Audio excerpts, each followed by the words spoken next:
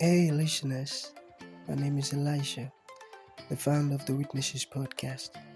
It's so beautiful to have you listening to our podcast, and I want you to know something that means a whole lot to me.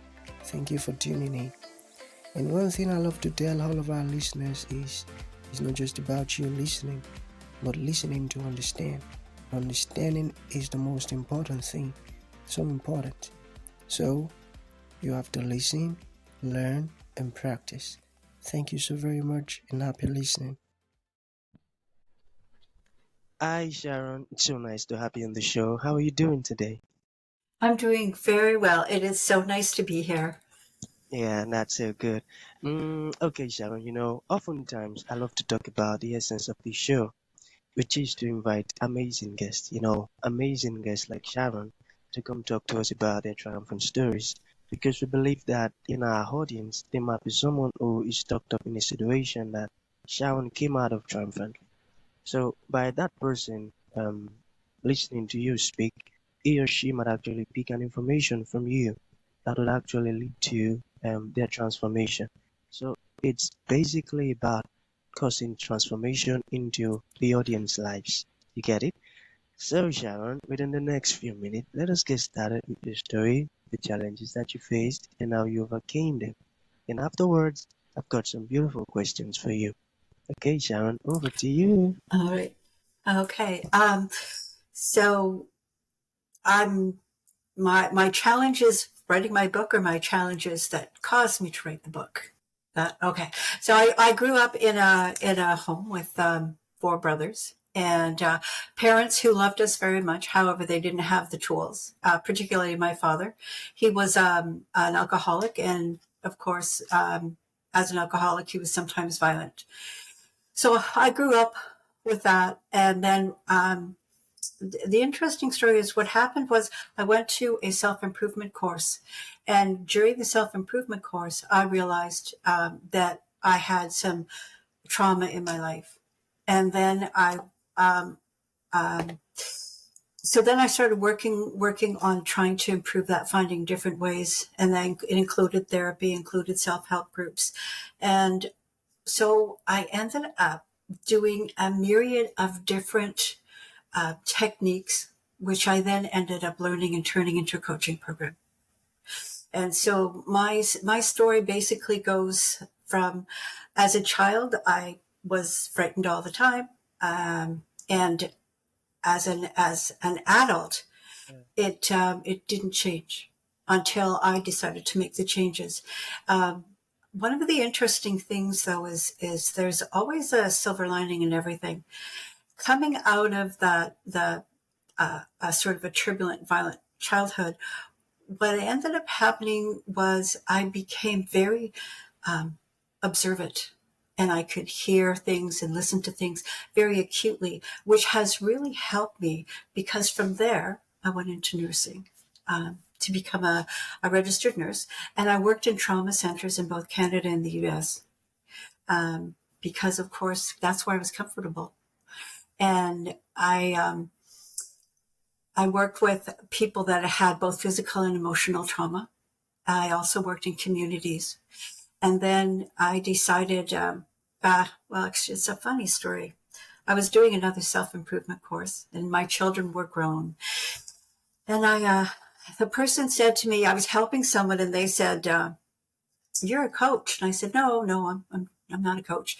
And the person that was running the program goes, "Oh, you're a coach." And then at that point, the only coaches I'd ever known were sports coaches. I'd never heard of a life coach or any other coach at that point. So so then I started to realize that when they explained to me what a coach was, I thought, I've been doing this my whole life. I was coaching my patients when they would come into the emerge, how to help themselves, how to move out of the situations they were in, help them to find, whether it was a new home, a shelter, or even to help them physically. Either like we used to say in the emergency room, you come in, you get fixed up, you go out, or you get admitted. We look after you no matter what. And so I realized that between that I was actually always coaching. And my kids, teenagers, if you get them to take ownership, they will do it. If you tell them to do it, they never will, right? Or they'll find a way around it. They're very smart. And so from there, I started taking coaching courses, and I just naturally gravitated into helping people with trauma. And now I also help moms, busy moms, and entrepreneurs that are trying to find some way to find harmony in their home and peace. Because some forms of trauma are caused because of lack of communication, lack of knowledge, or lack of a true intimacy that isn't just strictly sexual. And so I help people with all of those things. So, and I'll just give you an example. If you are, now remember, everything is, there's research done on this, but there's always the opposite. So men like to get you to get to the point. Women like a story. So when a woman is talking to a man, if she gets to the point, then she can probably tell her story. Like an example would be, honey, I do not like the way you're treating the children. Can we talk about it? And for a man, a woman likes a story. So it's sort of like, honey, we really need to talk about this. That's something that that's really troubling in our lives.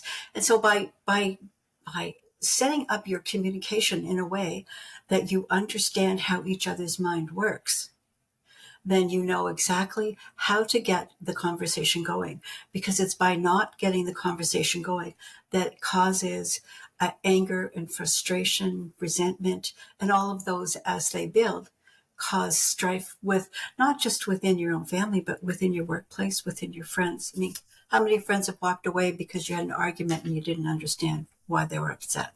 So, and then we have to look at our backgrounds. So what are our beliefs? Like, what happened to them? Like, did we, develop a belief when we were younger?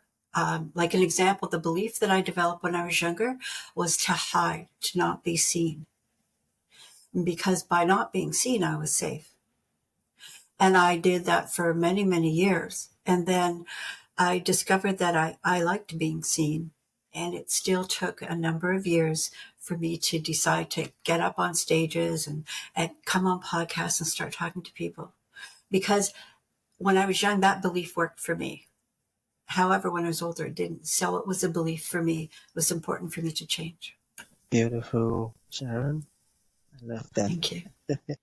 Okay, so let us dive into the questions. Are you ready? Mm-hmm. All right, let us begin first with teenager. You mentioned something about your teenager. Okay, so how can one talk to one's teenager in such a way that they will listen? You got So that? they'll listen. There's a couple of different things. Like when you take a look at boys and girls, teenage boys, you need to be doing something with them. I learned how to play video games. I learned how to play magic cards. I learned how to play a lot of different things so that I could spend time with my son and he would open up. With my daughters, it was like they came home from school, I made the tea and we put some cookies out, and then you got to know everything about everybody. It really depends on the individual, what their gender is, and what their responses are.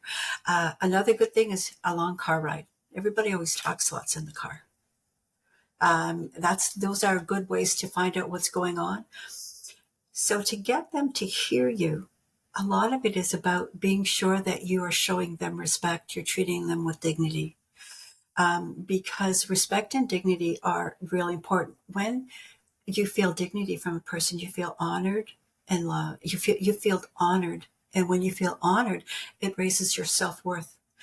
When you feel respect, it means that you know that you can say what it is that you need to say and you will not be penalized for it. And there's those sorts of things. So starting with that foundation, and then there's different ways you can talk. Like an example is one of my favorite words was most. So when your teenager comes home from school, you can say, "What did you enjoy most at school today?" Because when you do that, automatically, whether you're you're 13, 16, or 26 or 106, your brain has to stop and go, oh, and categorize and go, oh, well, I like that, but I like this one more, but I like that one more. And they eventually, they come out and they tell you. So saying the word most, another, this is going to blow you away. The words and so. Oh, you're talking to your child, and you know how when you're talking, it works so well with teenagers. So you're talking to them, and then they stop talking because they've almost told you something that you know is important and they're holding back. So you use the word and so. Those two words. And what it seems to do is it allows the mind to go, it's okay to say it. Now, if you want to be sure that the conversation continues, is do what we call matter of fact. No matter what they say, you put on that face so that they will tell you more and you actually hear them. And when they know that you hear them, they will hear you. Yeah. Oh my, Sharon is such a great coach, I tell you. This is beautiful. Wow, wow, wow, wow. I love it. You know, these are practical stuff, I tell you. These are things that parents can actually practice. I tell you. Wow, that's so brilliant of you, Sharon. I love it. Okay, yeah, okay, so let us continue. So let us talk about family wellness, all right? What is family wellness and why should you care? You got it? Why should you? Okay, so family wellness is like a large scope. So my book is called The Vital Link, 9 Ways to Have More Health, Wealth, and Happiness.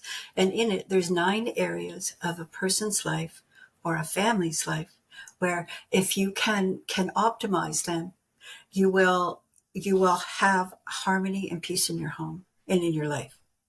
So people think of wellness as 1 or 2 things, and wellness is actually a gamut of all different things that are put into place that make you feel well and whole. And so, of course, there's a nutritional aspect and there's a physical aspect, but there's also the communication aspect. There's your belief systems, whether or not you have the right mindset to do what you want. Because remember, we all have these incredible, I've never met a person that doesn't have incredible gifts. It's helping them see them and bring them out and then helping them take action on them. And that's the key, taking action on them. So in my book, I talk about 9 areas. What I've done actually is I've put them together all separately, and each section has a story. It has an activity so that you hone your skills. And now I've developed an entire 1-year program that actually teaches you each of the 9 areas and takes the entire year to hone your skills so that you can become the best you can be and your family is the best it can be. It's a whole gamut that I've put together, and I've actually been able to do this because of my life experience. So I've been in healthcare for over 45 years, either in one aspect or another. So, and I've taken everything that I've learned, and I've put it into a book and a program. Okay, what's the title of your book again? Can you remind me of the title? The Vital Link, 9 Ways to Have More Health, Wealth, and Happiness. Okay, that's a very important book. And the listeners, you need to get that book. Okay. All right, so let us proceed, Sharon. Mm-hmm.